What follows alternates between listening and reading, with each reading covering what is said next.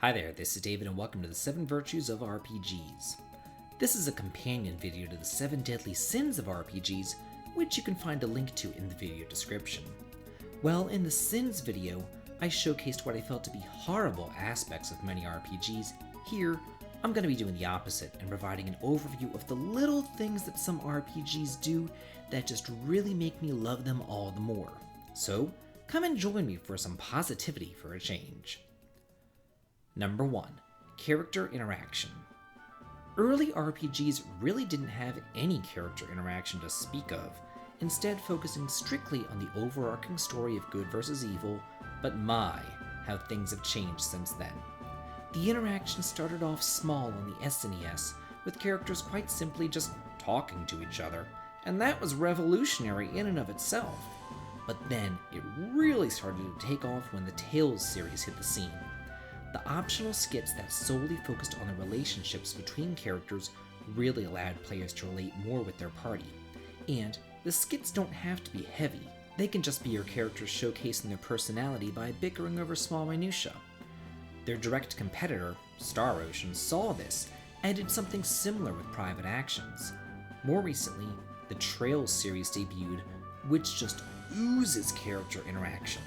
Not only do they have more text than some novels, but they also have bonding events peppered throughout to further get to know your party. And let's not forget Grandia with their dinner scenes, and even the strictly traditional Dragon Quest games got in on the action with added party talk in their newer games and the older remakes. Talking might seem to be just a little thing, but it really helps me with the immersion and falling in love with the world that the developers created. Number 2. Humor.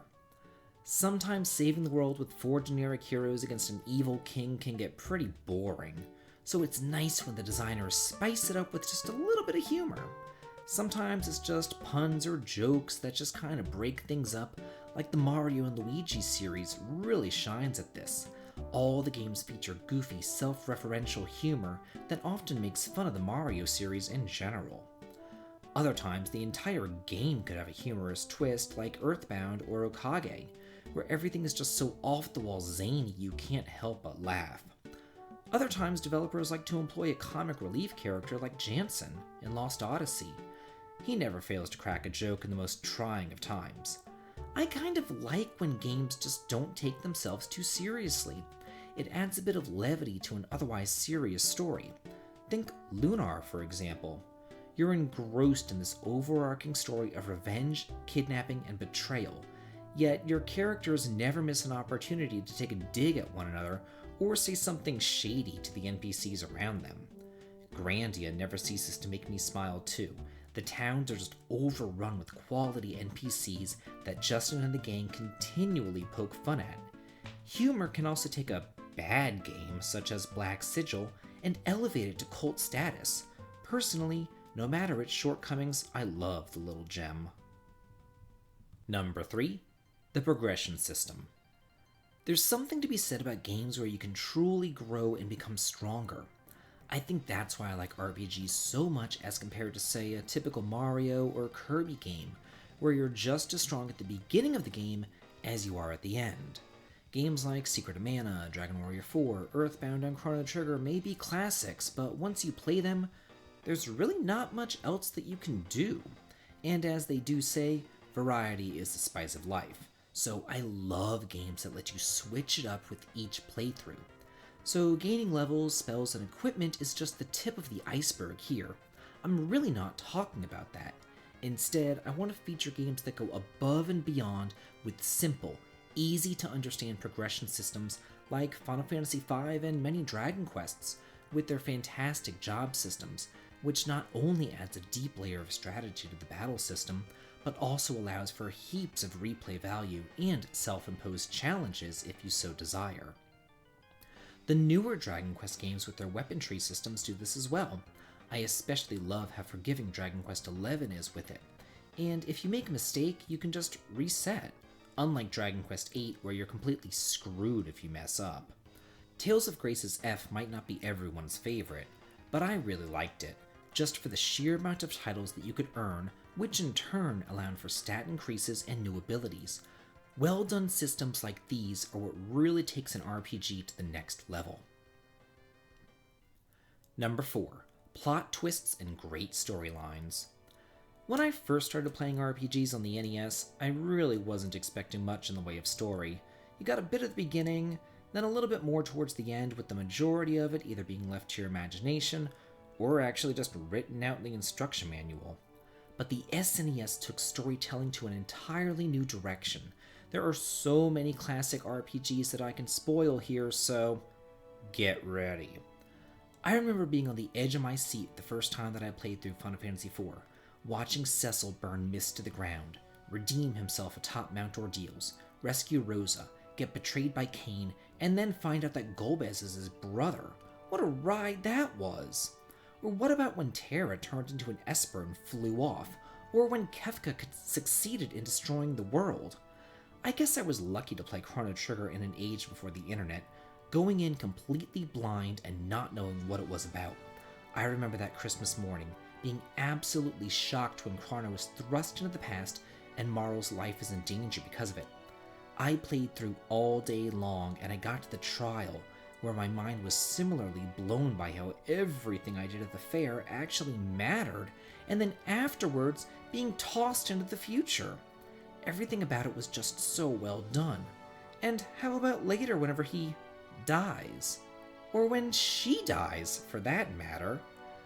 I'm probably one of the 3 people who's ever played Arkwise Fantasia, but my god, that twist with Elf and Adele, that is a true what the fuck moment.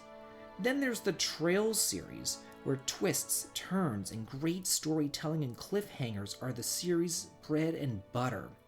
The endings of those games just make you want to wait impatiently for the next installment. Number 5. Meaningful side quests. These are great when they're done well, and just awful when they're not. There's nothing worse than having side quests just for the sake of side quests.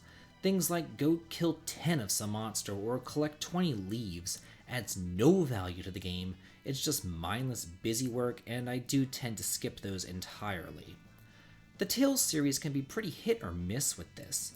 There are some great ones that give you access to optional dungeons, open up skits, and let you learn more about your party. And then there are the ones where you have to talk to every single girl or dog on the planet. That shit sucks.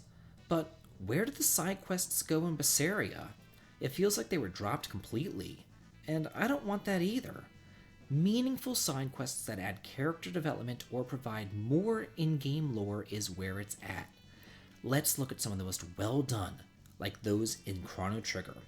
This is a case of quality over quantity. Not only will you gain better equipment, but you'll learn more about the world. Robo's side quests in particular always moved me because of how well done they are, and how selfless he is. Final Fantasy VI's World of Ruin was great too. I love how open-ended it is, and how every location revolves around one character's backstory. 7 was great too, with 2 optional characters and an entire continent, town, and dungeon dedicated to them. The Trails series is pretty good about this as well.